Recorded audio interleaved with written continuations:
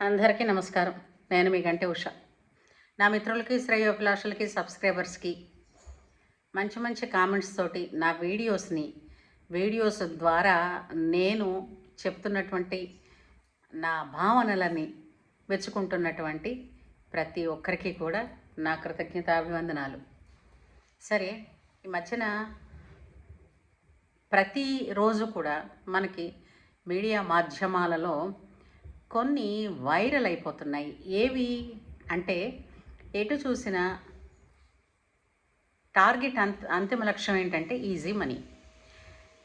ఆ easy money అనేటువంటి ఒక పెద్ద ఊబిలో ఎంతమంది దిగిపోతున్నారు, ఎన్ని రకాలుగా దిగిపోతున్నారు అని అంటే, ఒకటి డ్రగ్స్కి అడిక్ట్, రెండు బెట్టింగులు, మూడోది వ్యభిచారం. ఈ ఈ విధమైనటువంటి ఈ టాస్క్స్ ఎలా అయితే పెనిట్రేట్ అయిపోయాయో ఈ మధ్య కాలంలో అత్యంత ఫాస్ట్గా, మరి దీనికి ఏమిటి మూల కారణము అని అంటే, ఒకప్పుడు భారతదేశము పేద దేశం అనేవారు. ఇప్పుడు కాదండి, అందరికీ పర్చేసింగ్ కెపాసిటీ బ్రహ్మాండంగా పెరిగింది. కాకపోతే ఇప్పుడు గొంతెమ్మ కోరికలు ఎక్కువైపోయి ఆ కోరికలు తీర్చుకోవడం కోసం ఇది ఒక సులువైన మార్గం అనుకుంటున్నారు అమ్మాయిలు, అబ్బాయిలు. అవునా కాదా?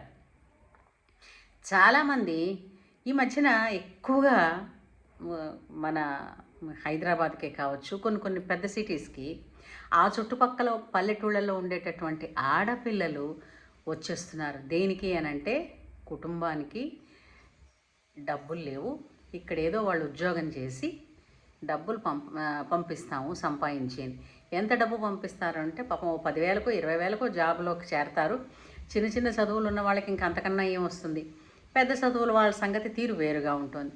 ఆ పట్టణాల నుంచి ఇక్కడికి వచ్చేస్తున్నారు. వచ్చిన పిల్లలు ఎలా ఉంటున్నారు, ఏం చేస్తున్నారు, అసలు ఏం చేస్తే డబ్బు ఇంతింత వస్తోంది, అడిగినప్పుడల్లా పంపిస్తోంది పిల్ల అన్న సంగతి కూడా తల్లిదండ్రులు ఆలోచించటం లేదా అని నాకు కూడా అనిపిస్తూ ఉంటుంది. ఎందుకంటే ఇప్పుడు చాలా కేసులు ఉన్నాయండి. అందులో సాధ్యమైనన్ని ఎక్కువగా అయితే అమ్మాయి చేతిలో మోసపోయిన అబ్బాయి, లేదా ఆ అబ్బాయి చేతిలో మోసపోయిన అమ్మాయి.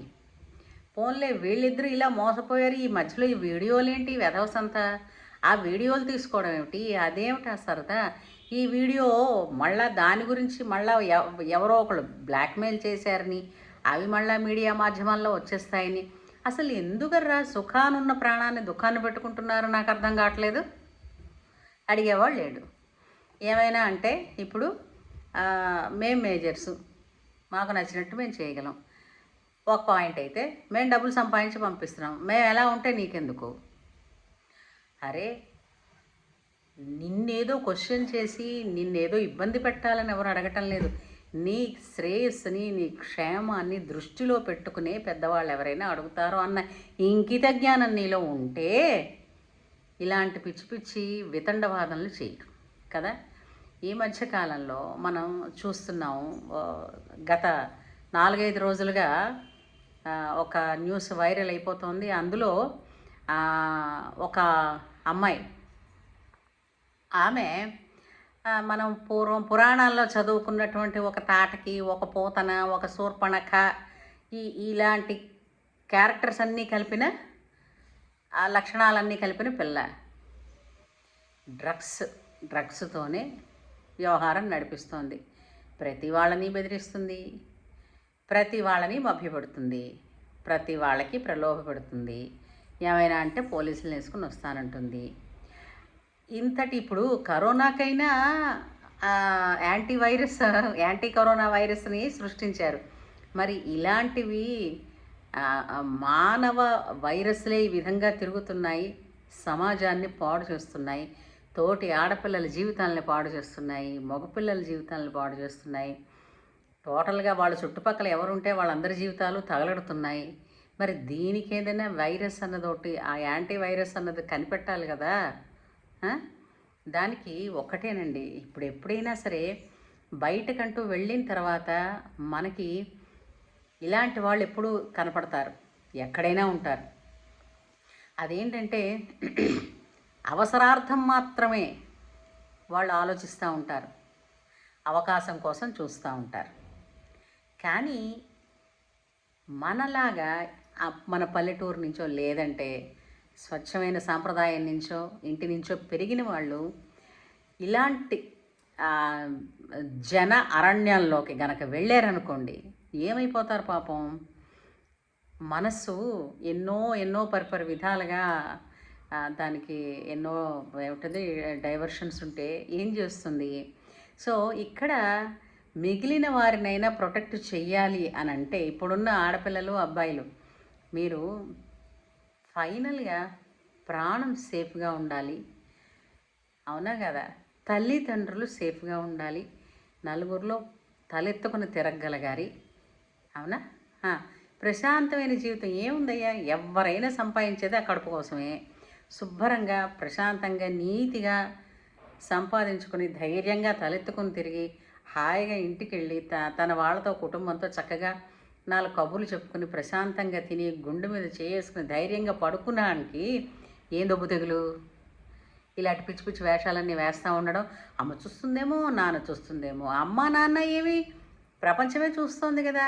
మీరు ఇలాంటివి చేస్తున్నటువంటి ఈ నిర్వాకాలన్నింటినీ మళ్ళీ దానికి వీడియోలు, మళ్ళీ అందులో ఆడియో క్లిప్పులు, ఏమనుకుంటున్నారు. లైఫ్ అంటే మీడియాని కావచ్చు, మిగిలిన మన సిస్టమ్ని కావచ్చు, ప్రతిదాన్ని దీనికే ఉపయోగించుకుంటారు. ఈజ్ జస్ట్ ఫర్ ఫన్నా. జీవితం అంటే ఫన్ అయిపోయిందా మీకు అందరికీ. తల్లిదండ్రులకి ఒకసారి చెప్తున్నాను, ఆలోచించండి. మీ పిల్లలు మన పిల్లలు పట్టణాల్లో ఉంటున్నారో చదువుకుంటున్నారో ఉద్యోగాలు చేస్తున్నారు అని అంటే వాళ్ళు ఉద్యోగాలు చేస్తున్నారులే బాగానే ఉంటారులే అని మనం ధీమా పడిపోయి ఉండిపోవడం కాదండి. ప్రతి క్షణం మన కళ్ళు మాత్రం అటు ఉంటూనే ఉండాలి. ఎలాగైతే ఇప్పుడు మన ఇంట్లో ఒక మూల ఎక్కడో బంగారం పెట్టామనుకోండి, ఆ ఇంటి ఇల్లాలకి ప్రశాంతంగా ఇల్లుని ఎలా అయితే అలాగ వదిలేసి బయటికి వెళ్ళిపోతూ ఉంటుందా, వెళ్ళదే. పక్కింటికైనా సరే ఇల్లుని తలుపులు తాళాలు వేసుకుంటుంది, వేసినవన్నీ 4 సార్లు చూసుకుంటుంది పడ్డాయో లేదో, అవునా కాదా. ఇవాళ లేకపోతే రేపు పొద్దున కొనుక్కోగలిగినటువంటి స్తోమత వస్తుందండి. కానీ ఒకసారి ఒక గాజు బొమ్మ విరిగిపోతే మళ్ళీ అతకగలమా. పిల్లల జీవితాలు అది కాదా. ఒకసారి మనం జాగ్రత్తగా చూసుకోవాలి కదా. ధీమా పడిపోవద్దు, నమ్మండి. పిల్లల మీద మనకున్న ప్రేమ వాళ్ళని నమ్ముతూనే వాళ్ళ జాగ్రత్త కోసం వాళ్ళ మీద నిఘా ఉంచండి. అంతేగాని వాళ్ళని అనుమానించడానికి నిఘా ఉంచడం కాదు, వాళ్ళ జాగ్రత్త కోసం మాత్రమే. ఇప్పుడు ఆ డ్రగ్స్ ఏంటి, ఆ కేకలేంటి, వాటి గురించి ఆ వీడియోలు ఏంటమ్మా నీ తల్లిదండ్రి నీకు చెప్పరా, వాళ్ళు చూస్తున్నారా. అసలు నిజంగా తల్లి తండ్రి అన్న వాళ్ళు ఇలాంటివి చూస్తే, కూతురు నిర్వాకాలు చూస్తే ప్రశాంతంగా నలుగురిలో తలెత్తుకొని తిరగగలరా. నీకెవరు చెప్పటం లేదా. ఏమిటా విశృంఖలత్వం, విచ్చలవిడితనం. ఎంతమందితో రాసలీలలు అలాగా, ఏమిటా వీడియోసు. అందరినీ నీ స్వార్థానికి ఉపయోగించుకుంటావా. ఎక్కడ నేర్చుకున్నారు ఇవన్నీని, ఎవరు నేర్పించారు మీకు. ఒకప్పుడు ఇందుకే అనిపిస్తుంది. ఇప్పుడు కరోనా వచ్చినప్పుడు ఒక టీకా వేయించుకుని వెళ్ళాం కదా, వ్యాక్సిన్ వేయించుకుని బయటికి వెళ్ళేవాళ్ళం, ఎందుకంటే బయటికి వెళ్ళక తప్పదు కాబట్టి. అలాగే ఇప్పుడు ఒక వ్యాక్సిన్ లాంటిది మనస్సుకి నిగ్రహణ శక్తి, విచక్షణా శక్తి పెరగాలి అంటేనే మన సాంప్రదాయపు పద్ధతులు తెలుసుకోవాలి. ఏమీ అక్కర్లేదు. శ్రీరామాయణాన్ని అదేదో పుక్కిటి పురాణమనో ఏదో పాత చింతకాయ పచ్చడనో కాదు, అది ఇప్పటికీ కూడా నిత్య నూతన వేదం. అది వినండి. విన్నందువల్ల ఒక మనిషి ధర్మబద్ధంగా ఉంటూనే ఇప్పటికీ యుగాల తరపుడు చెప్పుకుంటున్నటువంటి హీరోలండి వాళ్ళు. మీ లైఫ్కి మీరు హీరో కావాలని లేదా. అంటే హీరో పేరు తెచ్చుకోవాలి, హీరోయిన్ లాగా మనం ప్రముఖుల్లాగా పేరు తెచ్చుకోవాలంటే ఇదిగో ఇవే మార్గాలు. ఇది రాజమార్గం. అంటే డబ్బు సులువుగా వచ్చేస్తుందని అనుకుంటారు. సులువుగా వచ్చిన డబ్బు లక్షలాదిగా ఆపదల్ని తెచ్చిపెడుతుంది కూడా. దీనికి ఒక ఉదాహరణ ఉందండి. మనకి చిన్నప్పుడు ఒక సినిమా ఉంది, జగదేక వీరుని కథ అని ఒక పాతది ఒక సినిమా ఉంది. ఆ సినిమాలో హీరో తనకి కోరికలు ఉన్నాయని చెప్తాడు. ఫలానా ఫలానా ఫలానా కోరికలు ఉన్నాయనగానే తండ్రి రాజుగారు అయినప్పటికీ కూడా ఇవి మానవులకు ఉండాల్సిన కోరికలు కాదు, నీకేంటి ఇలాంటి గొంతెమ్మ కోరికలు పుట్టాయని అతనిని దేశ బహిష్కరణ చేశాడు. ఇప్పుడు మన తల్లిదండ్రులు ఏం చేస్తున్నామండి, పిల్లలు ఏది అడిగితే అది చేతిలో పెడుతున్నాం. మరి ఏది అడిగితే అది చేతిలో పెడితే మరి పిల్లలు మన మాట ఎందుకు వింటారండి? అవునా కాదా? ఆలోచించండి. అంతటి రాజు అయినా కూడా నువ్వు అది కథే కావచ్చు, కానీ ఆ కథలో మనకో నీతి చెప్తున్నాడుగా, నీ కోరికలు సత్యమైనవైతే నువ్వు నెరవేర్చుకుంటావనంటే దేశాటనం పోయాడు. అవన్నీ తెలుసుకున్నాడు.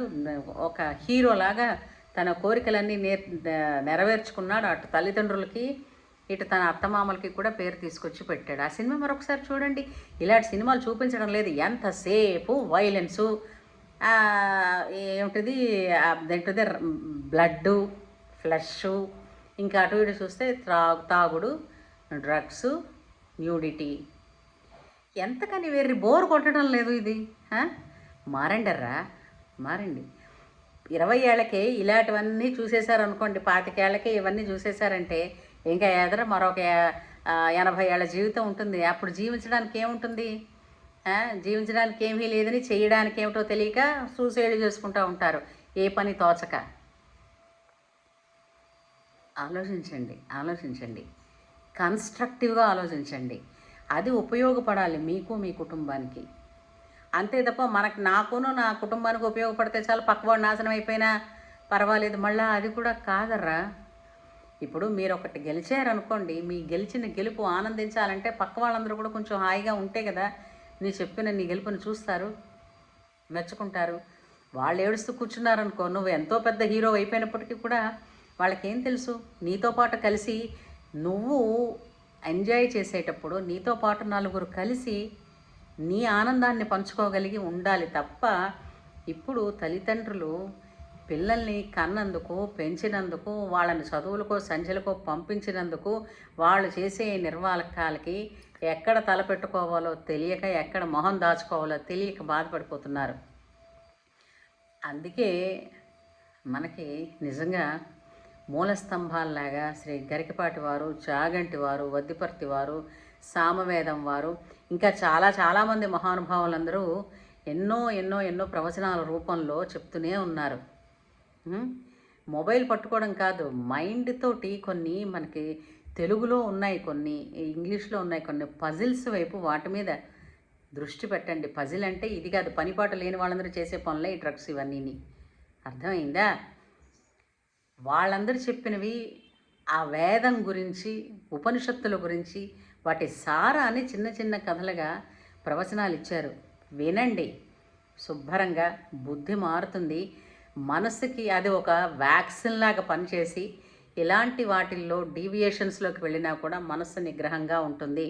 మనస్సుకి ఒక కవచం ఏంటి? మన సంప్రదాయబద్ధమైనటువంటి జీవితం, సనాతన వేదం. అందుచేత ధర్మో రక్షతి రక్షితః. ఉంటాను.